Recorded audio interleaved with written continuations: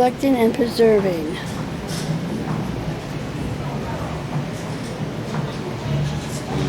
Mm-hmm. 1909 Mercolite Model A. Oh my God, gee.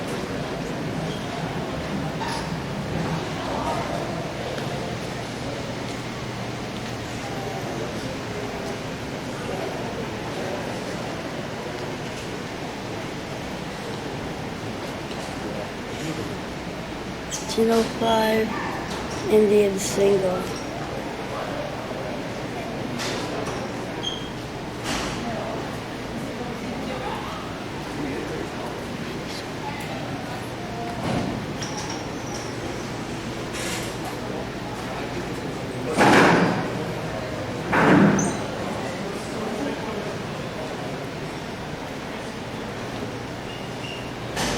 $1940 Indian Junior.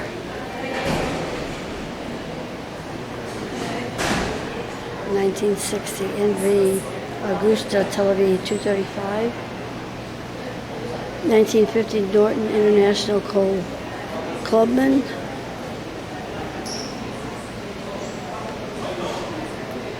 Yamaha. 1961 Yamaha RR250 Yellow Tanker. 1976 Bel 750.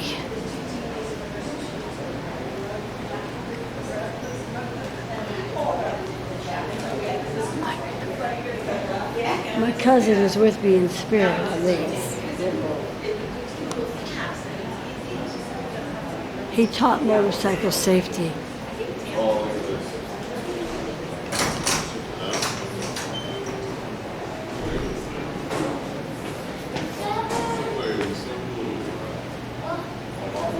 Oh wow, look at that one.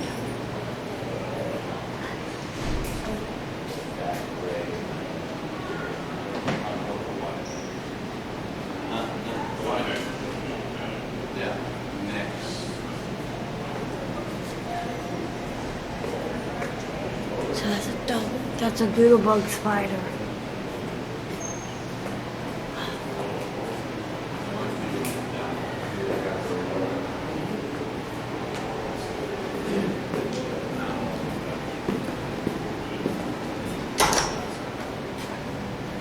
$1974 Munich.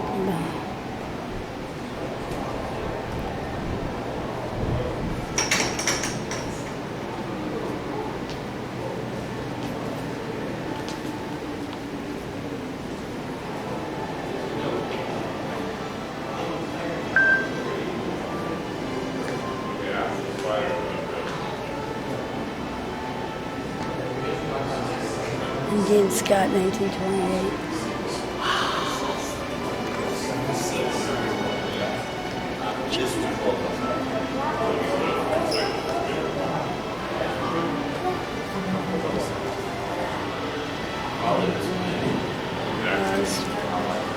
Founded by Hutch around 1929, a German wanderer.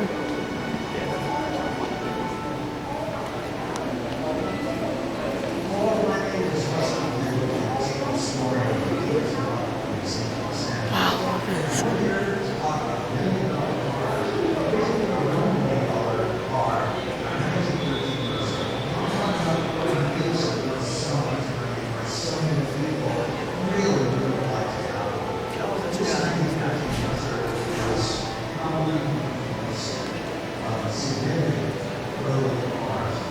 16 BMW R16.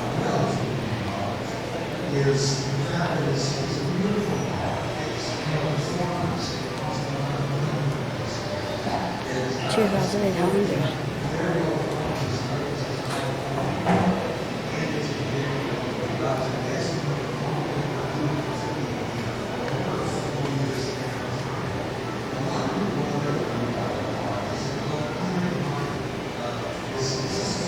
$1919 Harley Davidson Model 19J.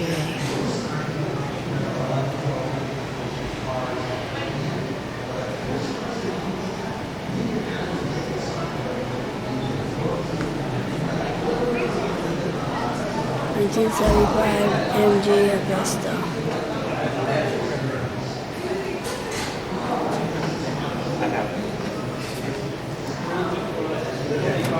Oh, thank you.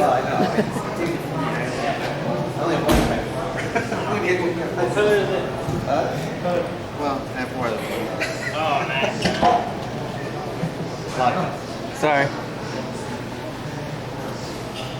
1964 Porsche. No, I was looking at boots for the holiday.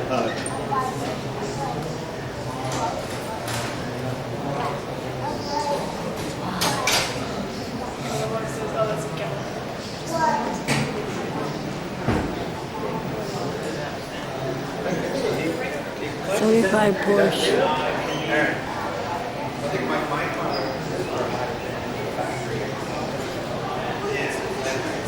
2019 Porsche.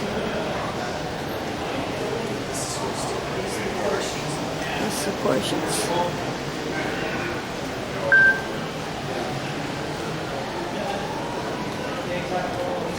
Porsche Museum.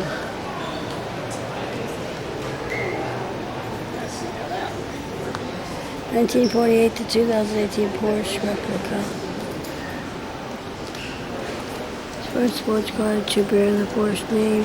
It was so this is the first car to bear the name of Porsche Australia in early 1948. Steering wheel.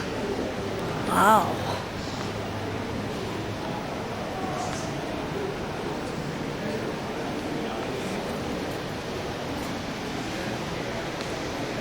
(1949 Porsche.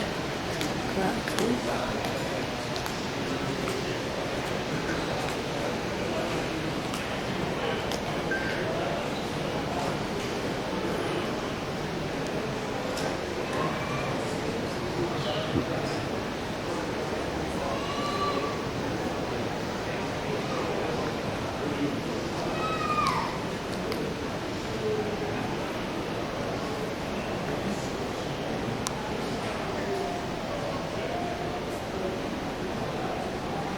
Excuse me. What movie was this from?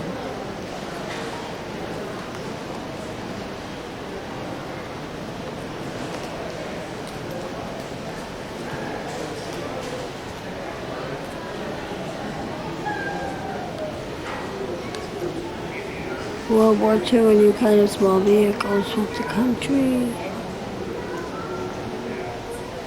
It almost looks like the car that was at Speedway. So this was the first production Porsche race car. Wow, 64 years ago.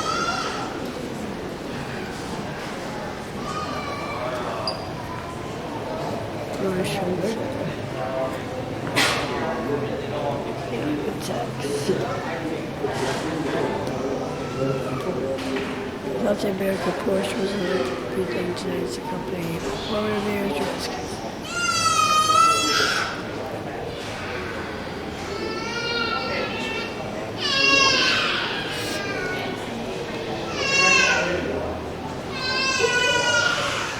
(1958 Porsche).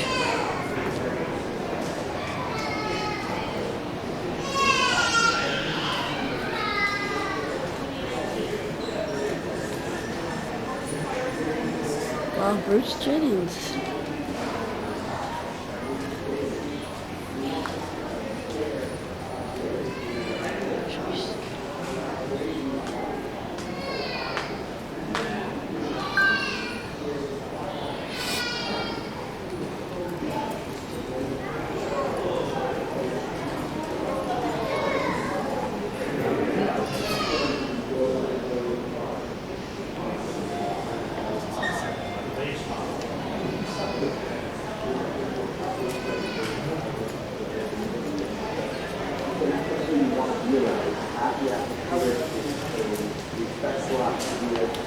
Cooper Porsche, 1956, 550, 550 replaced with a much more powerful a 1.5 liter, four.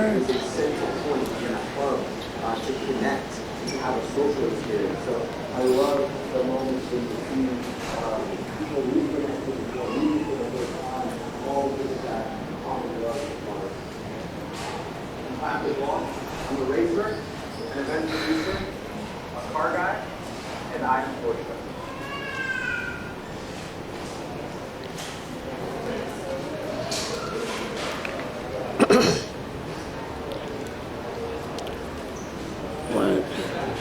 Owning an unusual car could make its owner stand out from the crowd as much as it made him part of one when the world's scarce are scarce.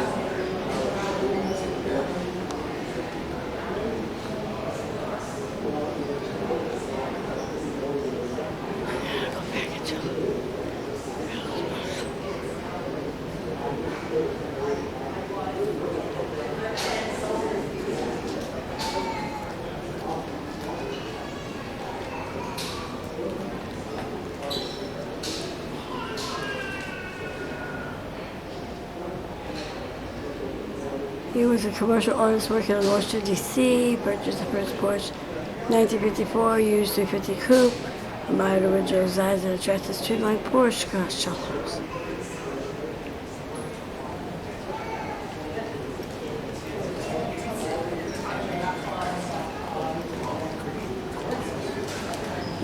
'70 Porsche, 2.2 liter, 130 miles.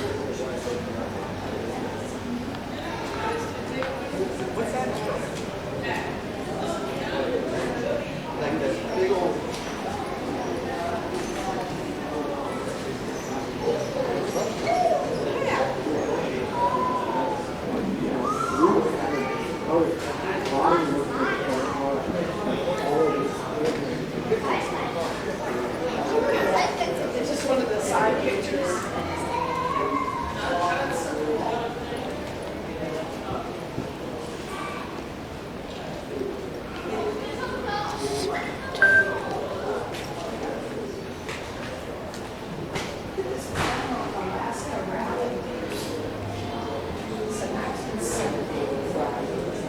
1976 Porsche 911 930 Turbo, formerly owned by Steve McQueen.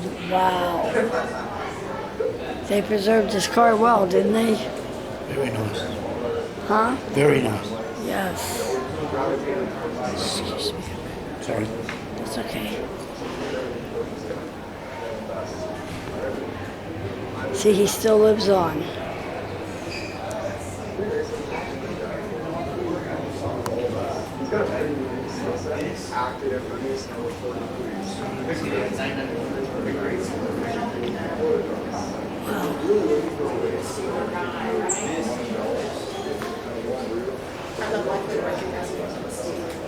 The Undisputed King of Cool was an iconic 1960 Hollywood's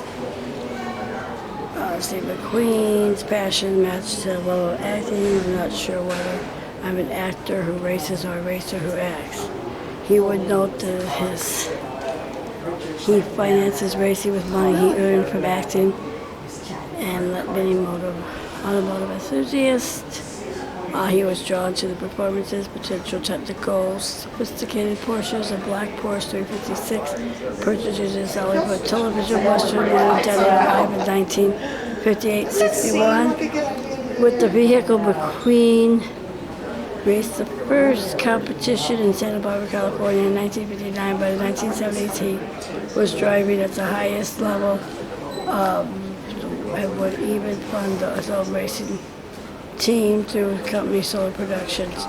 Now the Porsche would bring McQueen one of the most salviest results of his racing career. Productions McQueen and co-driver Peter Vision drove the second place finish in the 12 hours of Sebring in 1970. They ultimately helped Porsche maintain its lead in the Manufacturers' World Championships, a title the company would never go on to win for a second consecutive year.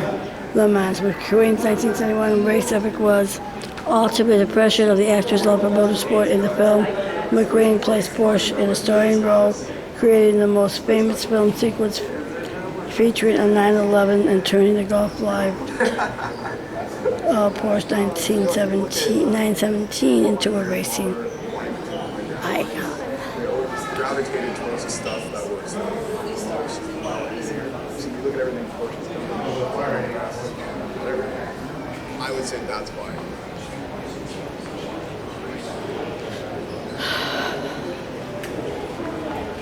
2005 Porsche 911.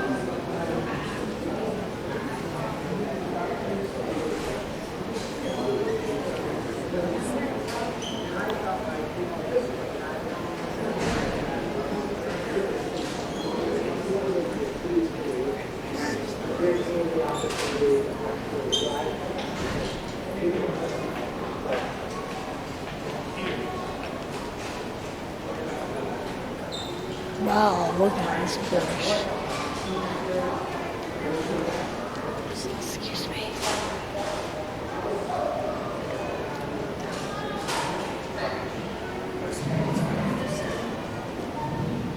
Excuse me. I'm filming. I don't care. I'm looking. I was here before you. You can wait.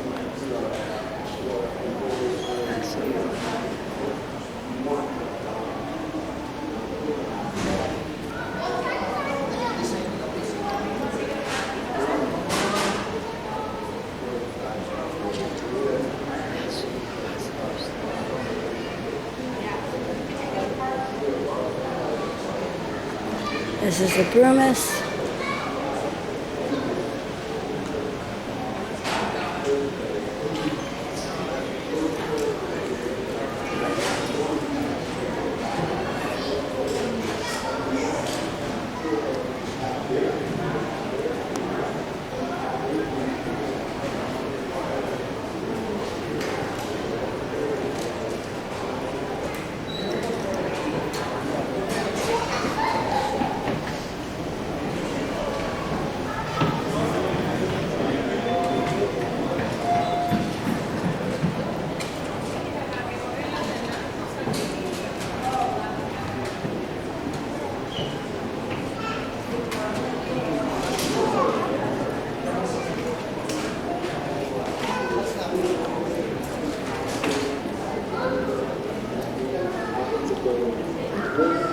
Hard to people, but they also bring people to people, and it extends the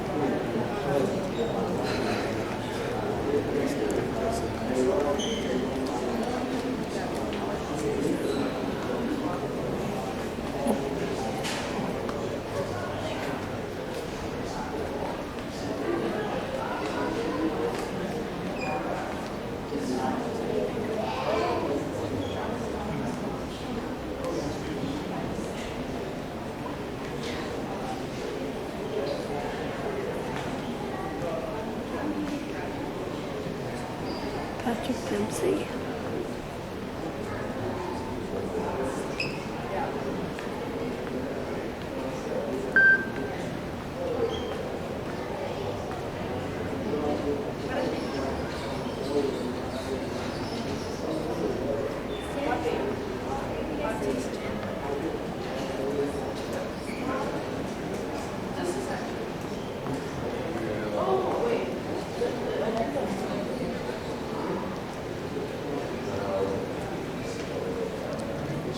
'73 Porsche.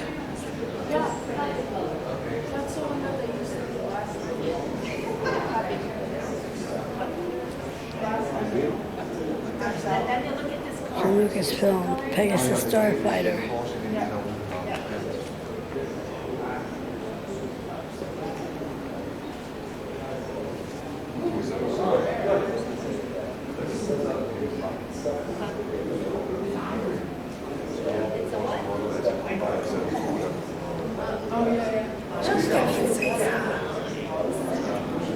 Teammate, 1918 Spider. Is that a GT4?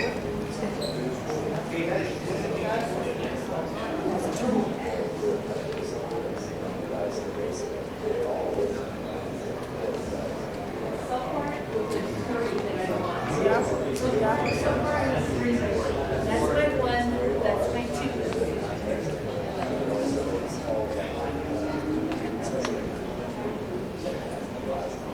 I got that from my second.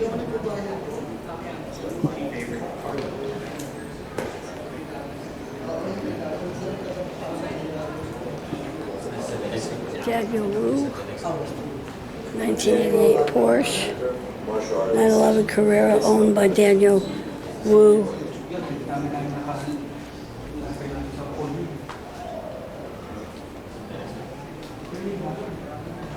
My upbringing in martial arts and discipline is to make martial arts. But that is why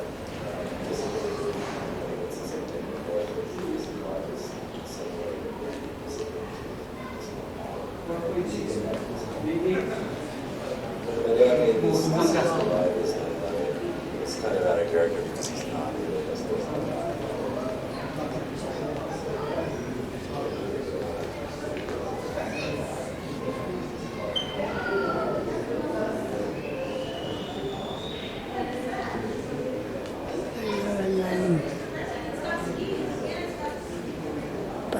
Wow, Slash formerly owned this car.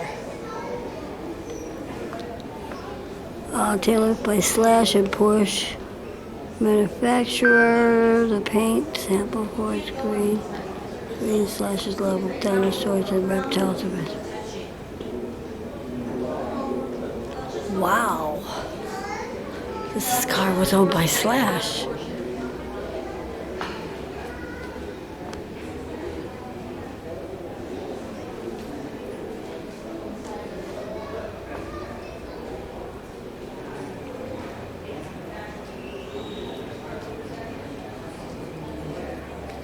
Rod Emery.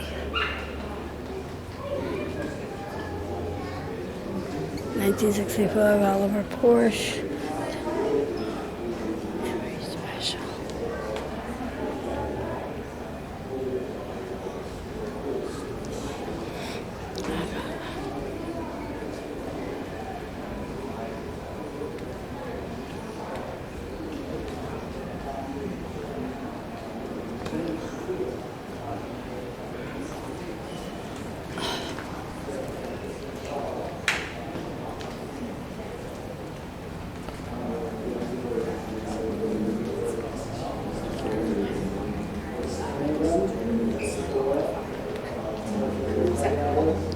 Jeffries, 1956 Porsche Carrera Custom Carrera Boot by Dean Jeffries.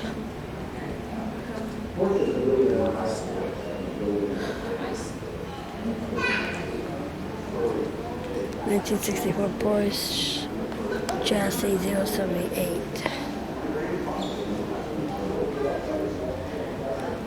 Bob Ingram.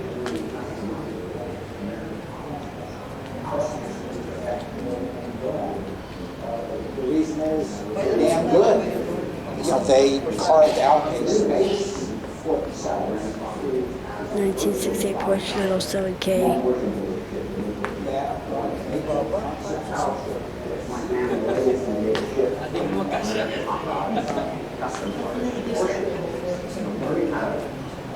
Build cars, learning how to work on cars, and learning how to do that. Makes Porsche a little Renee Burkhoff.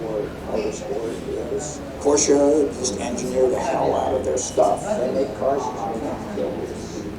Porsche 1956.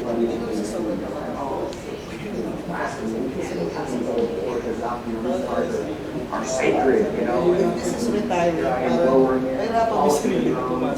Pumasok ka sa kalooban.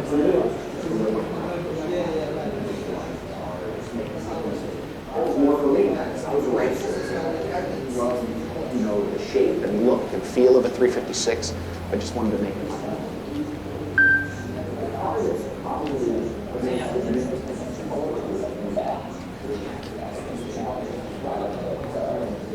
1967 Porsche 911 S Carrera.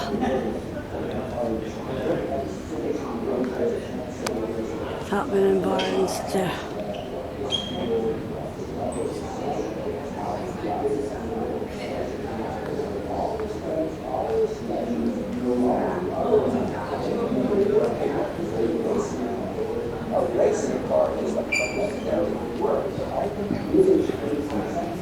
(1976 Porsche). A couple months in, Amy realized 1984 Porsche. child, and so we were like, well, you know, now we're going to have a baby about the time that we take off on this trip. So, I just build a little bit.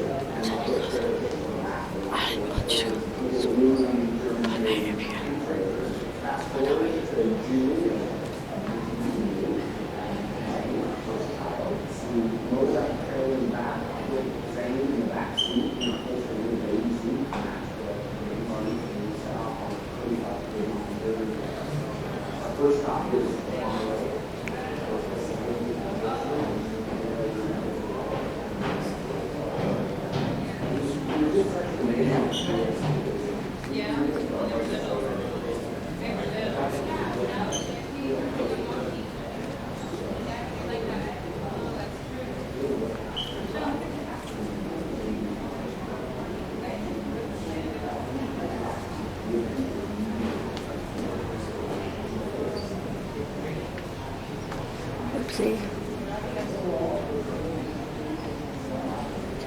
Push brake. Sean, wait, is it the LA Auto Club? Sean.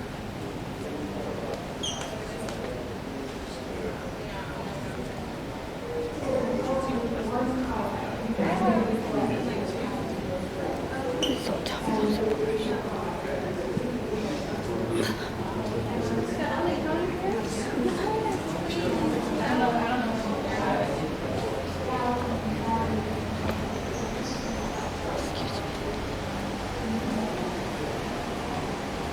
Sean, you're not looking out here. You're not looking out here.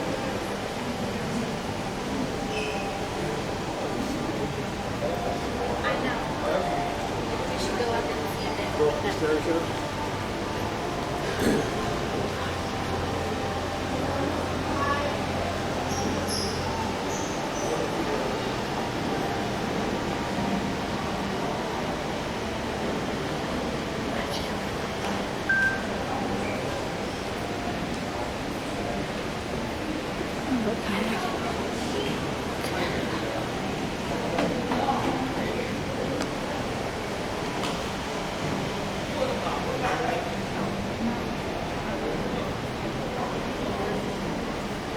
This one right here is a 1932 Ford Spencer Roadster. A dual-purpose roadster.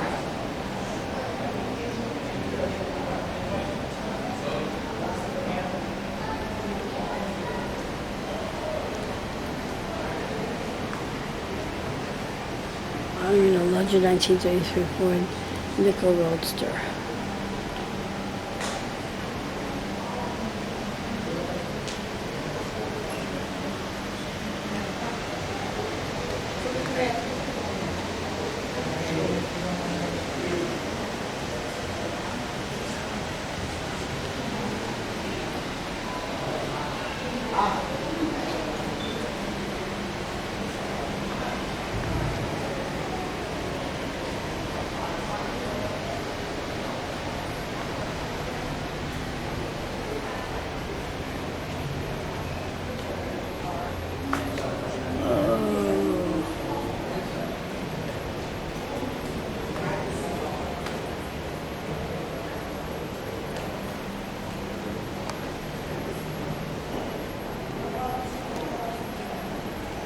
A modern used 1932 Ford.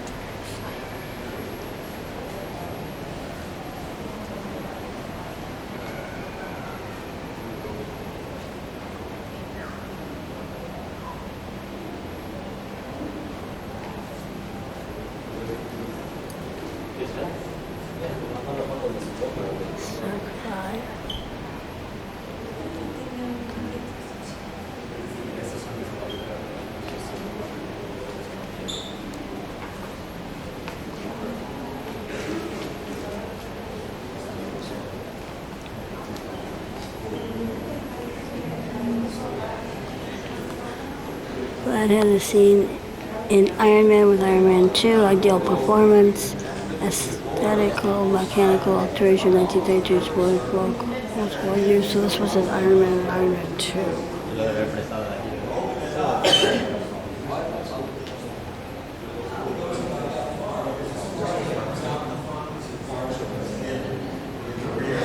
(1932 Ford Ricky Nelson Roadster). Oh wow!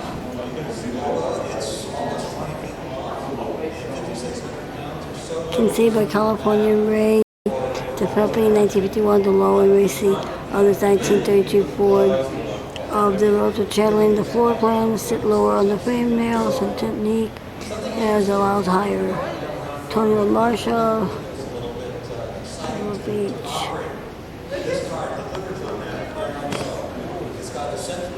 Wow.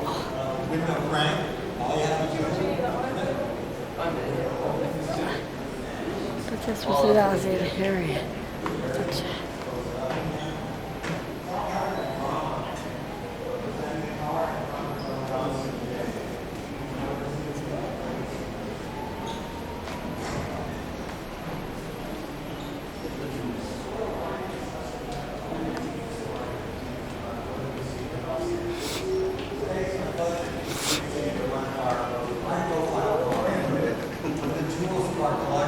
It's our 1925/1934 Rolls-Royce. Speed Model T8 Roadster Orange Twist. Had an unusual It was built in 1932. with flashy European coachwork, but it was built for the Concord elegance of the day, and it certainly did the job. It was one of the most extraordinary cars of its era. One of the most architectural cars ever built. Like all Rolls Royces prior to World War II, when we bought this car from Rolls Royce,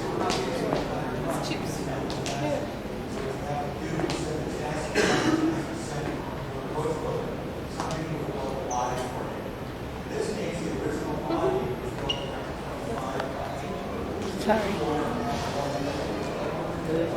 I check first.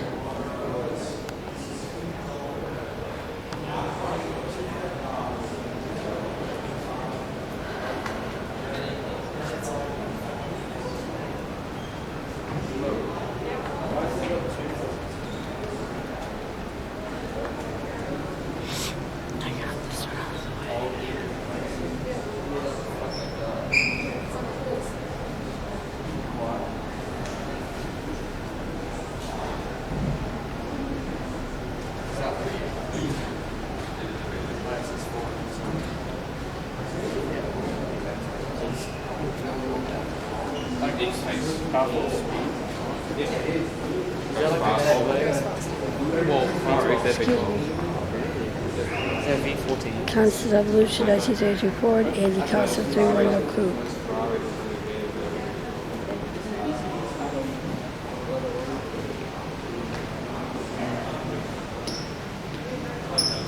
It's the perfect proportions.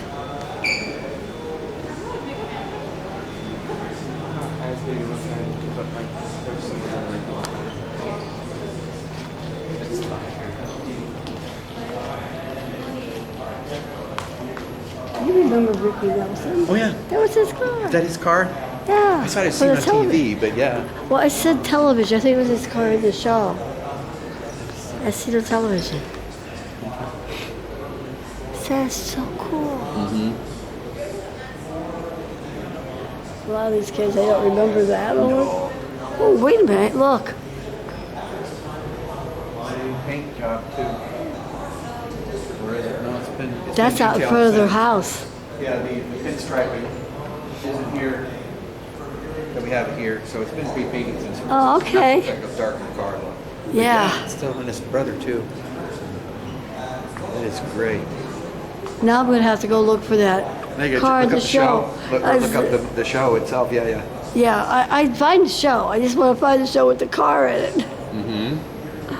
Adventures of Ozzie and Harry, 1952-56. So there you go. Oh, 52-58. 52 to 58. Yeah. I wish it said what episode does it say. Car became known as the Ricky Nelson Roadster. There you go. Wow. Okay, you got a job to do this afternoon. I'm a vlogger, so now I got. Gotcha. But that is so cool. and every so often he would show these vehicles to producers, display them in theaters, he would charge a fee to go in and look at them. This car he took around in a very large semi-trailer and would charge curious aficionados $1 to walk in the trailer and take a look at it. Max said and advertised that this car was originally, in this configuration, the property of King Edward VIII, the gentleman who abdicated the throne in England ultimately, which has been proven to be false. No King of England. Oh my God. I'm just like a mess. Wild motor that was put on a second-hand chassis that he would drive himself. In fact, It's this got car coupe. is quite Developed on Morris Illustrations DNA. It's is not easy. It weighs about 5,600 pounds. It's almost 20 feet long. So needless to say, you're not going to throw this car in the corner and fire and parallel park it. That's what you go further to worry about. After its time with Mr. Oakley, the car was sold, it came into possession of a number of collectors. It eventually ended up in Japan. Mr. Peterson discovered it 10 or so years ago and decided, you know what, this car needs to be back in the United States. This car needs to be restored. The Fishery Craftsman Guild. So that it can be everything that it was in 1934, 35, 36 when it was the start of the service. So Mr. Peterson purchased the car, had it taken to Los Angeles, and we had it restored. And as you look at the car that we're taking it apart and restoring it, a couple of things became obvious. The chassis was all 1925. As you might expect, it was built in 25, but everything above the chassis, in other words, the body, the instrumentation, the lights, everything, was 1934. So you can kind of tell that the 1950, 67 Ford. body on it, 1934 body on it. Peterson had it restored to perfection. They viewed it in fact, one of those is the award for the Gold Star. So it's mostly competing with the Gold Star. Since then, the Rolls-Royce has formed a working order and it's on continuous display either in the vault or upstairs in one of the galleries. The car is composed really of basically one shape. You've got a circle here with the flowing area behind it, a circle there with the flowing area behind it, and a circle here with this slope behind it. And decorating the slope was none other than a fin. 1957 Jaguar. The car also has louvers in the rear that open, Steve McQueen. that are open to a window actually vertical in the back. So Wow, there's another space Steve McQueen car. between the outside and the glass that actually protects the occupants inside. On the top, you've got not one but two sunroofs that open independently of each other. You have one for the driver, one for the passenger.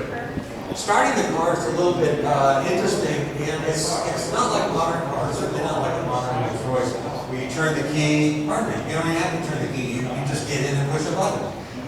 This car, you have to turn the key, you have to flip the knob, you have to flip the switch, you have to adjust the mixture, the throttle, the spark advance on the steering wheel column. And then you can start the car by pressing a button on the floor. And then you have to readjust all those settings once the engine is running. And you can put it in first gear and you can go down the road. And going down the road takes a little bit of muscle in this car because it does weigh 5,600 pounds, almost 3 tons. And it's extreme length and very, very long rear overhang. Kind of guarantees that you're going to have to approach slopes at a very slow pace and at just the right angle so you don't scrape the rear. Another very dramatic styling element of this car is the sloping grille shell. And I said shell, not grille, because the original Rolls-Royce grille is actually intact. 1913 Mercer. This actually fits over the radiator grille and sloped. Today, it's not uncommon for a car to look like this, but back in the mid-1930s, it's extremely unusual for a Rolls-Royce to have this sloping grille shell like this, because they were intended to be very correctly formal cars, and it was considered a bit of a desecration to make a car, make a Rolls-Royce look so sporty. 1939 Bugatti Type 57C Cabriolet, originally owned by Mohammed Reza. So this one opens from the side like this, and it reveals luggage that's fitted for the car. This luggage fits only this car. And you'll notice how it opens. It opens on the right because this car was intended for use in British Crown colonies. It was originally, of course, built in England, so it's a right-hand drive. So the sidewalk would be on the left whenever you pulled up to a hotel or your country house or whatnot. or restaurant, and they would need to take the luggage out I mean, even the on the window. sidewalk. So this made it a little bit easier for your valet. Why, tell me this side, chauffeur, live and play. At the hotel bellhop. You know, in the Thank you for joining 30s, us to talk about our 1925 French in particular, the values of French drugs. We appreciate your time. Look forward to seeing you again. It was French Art Deco era. Yeah. So these ones aren't Deco cars. The Rolls obviously is English, but it's, you know, got some Art Deco to it as well. And this is, it says 25 to 34. So it was 25 and then it was customized again in 34. Okay.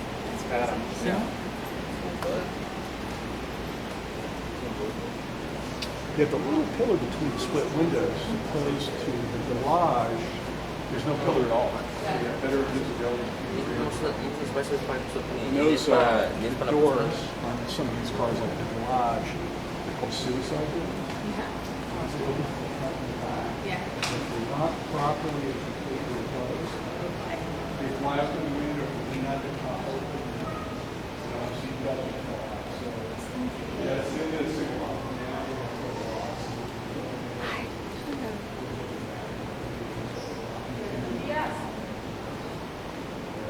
Yes. This one's massive. The rear door Yes.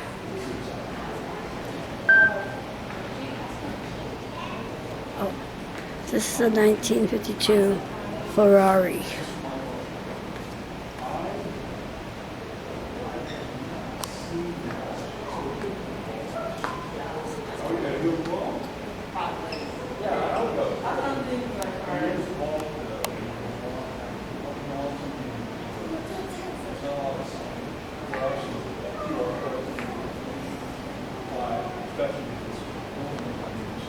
It was very soft.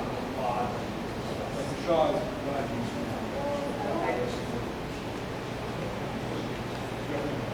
like I'm going to learn how to walk through too much change. It's the last time I see it. Yeah, I enjoy that.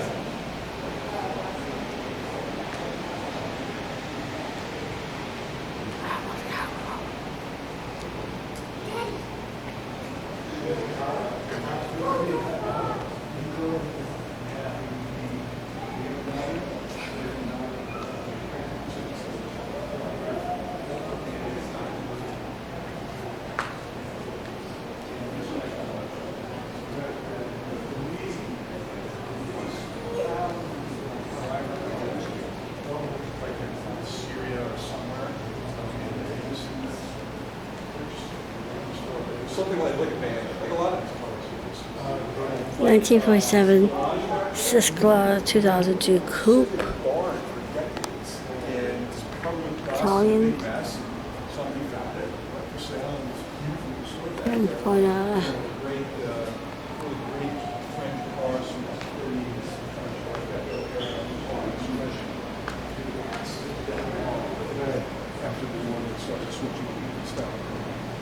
And this is the Bruce Meyer Family Gallery.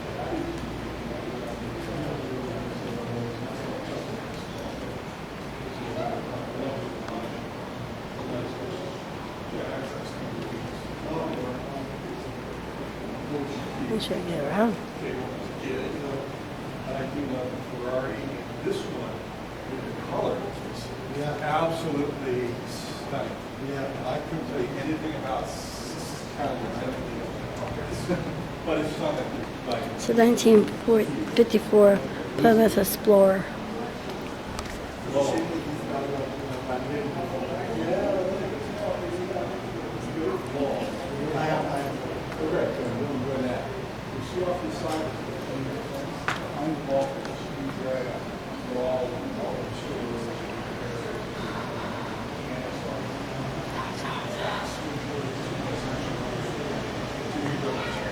Now, this was seen on the Ozzie and Harriet TV show, 1932. As seen on television, 1932, Ford Roadster, Ricky Nelson Roadster, 4.3 liters, Chevrolet V8, horsepower 195, courtesy of Three Dog Garage. Now, this is a scene from the show, Ozzie and Harriet, It appeared in the popular television series Adventures about His Inheritance, 1952 to 1966, which featured the Nelsons' two hot rod enthusiasts, Dave and Rick. The car became known as the Ricky Nelson Roadster, courtesy of ABC. That's what it looked like on the show. And this is restored.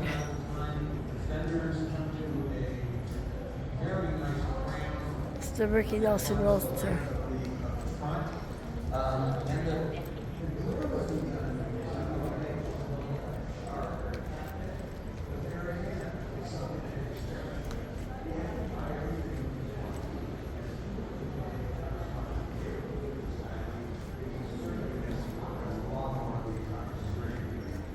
Hollywood Says, thank you for coming back for part 2 of the Peterson Museum and Ricky Nelson's car. Hollywood Says, hit that subscribe button, notification bell, and leave a comment. Let us know what you think, what you want to see. Hollywood Says, don't forget to come back for part 3.